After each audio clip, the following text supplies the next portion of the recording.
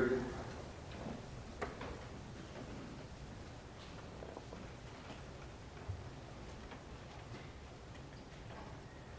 Getting back to basics, I guess you could call it, what we're looking at here. Jesus is just, I guess you could say, starting up his ministry. Getting ready to make a difference in the world. I believe we're called as Christians to make a difference. Here's how it goes. The following day, Jesus wanted to go to Galilee. And he found Philip, and he said to him, "Follow me." Now Philip was from Bethsaida, the city of Andrew and Peter. Philip found Nathanael and said to him, "We have found him whom Moses in the law and also the prophets wrote, Jesus of Nazareth, the son of Joseph." And Nathanael said to him, "Can anything good come out of Nazareth?" Must have had a pretty bad reputation. Philip said to him, "Come and see."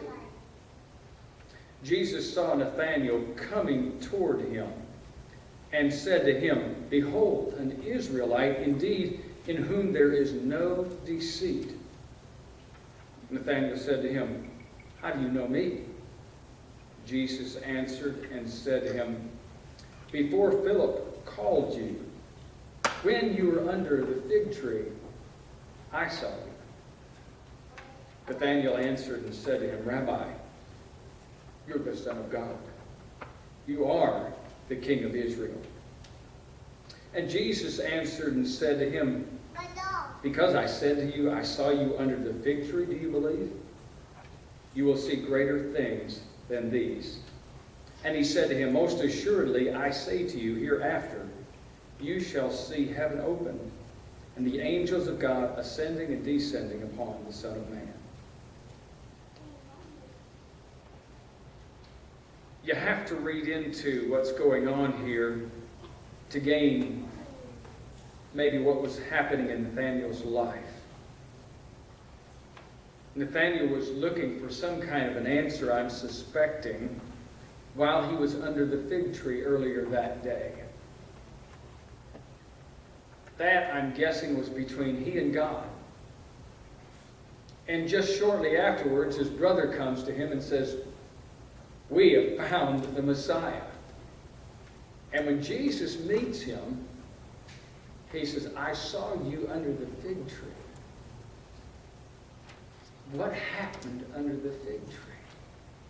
We don't know for sure, but something between Nathanael and God, communication, anguish, excitement, something went on, and maybe he cried out, "God, are you listening to me?"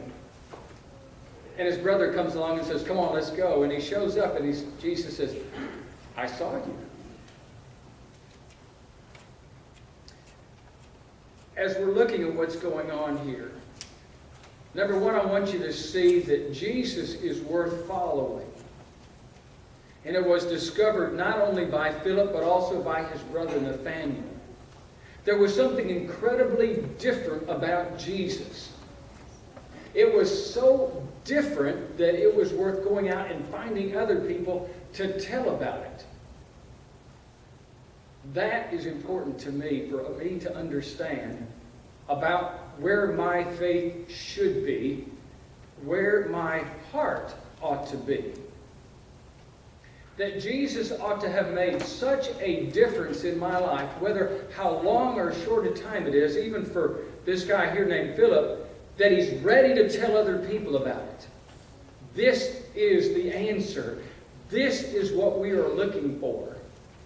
Now, for a long time, when you go back and follow the sequence of what God has been doing in the life of humanity, for a long time the prophets have been predicting the Messiah is going to come. The Messiah is going to come. And Isaiah talks about it, Jeremiah talks about it, David talked about it in the Psalms, Moses talked about it, all these people of the Old Testament talked about it. Then there's this gap of time after the book of Malachi, which is the last book of the Old Testament, where God stops talking. 400 years. of just emptiness. And I think it caused people to be a little bit nervous about things. But they also understood through prophecy that the time that they're now living in, those that are there with Jesus, that this is the time that the Messiah would come.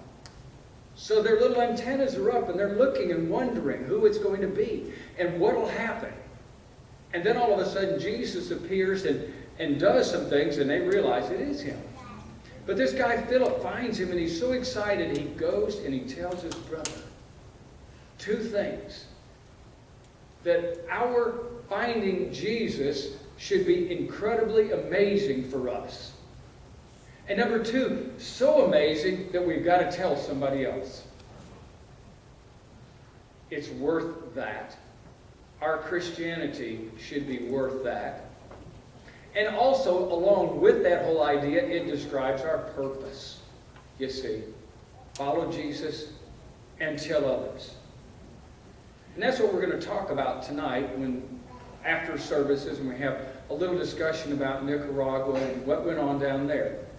But it should be a life mission, not just a Nicaragua mission. It should be for anybody, no matter what language you speak or where you go or where you live.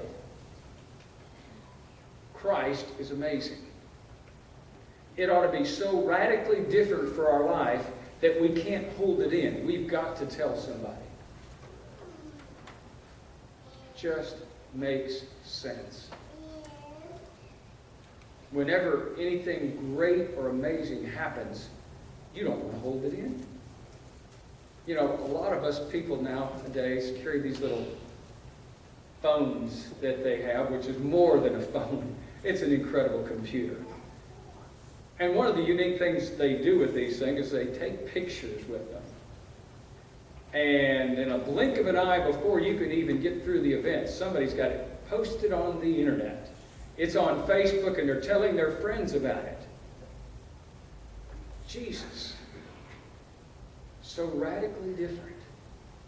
We ought to be telling the world, posting what a difference he's made. Not on this particularly, but personally, with every person that comes along. And then, with that commitment, we make changes. We make decisions now, not because of what I want, but because of what God wants. So different. Let that be your challenge from the book of John here tonight, about the difference Jesus should make and the purpose that he gives us as Christians. Is your life right with God? Are you a Christian? Have you been baptized into Christ? And is it making a difference in your life? Or was it just some passing thing some time ago? Do you need to correct some things? You need to be baptized. We sing a song to motivate you to come to this amazing Jesus, who eventually, after this story you read, died for you to give you salvation. Worth giving your life to. Are you ready? Then come while we stand and sing. What can wash away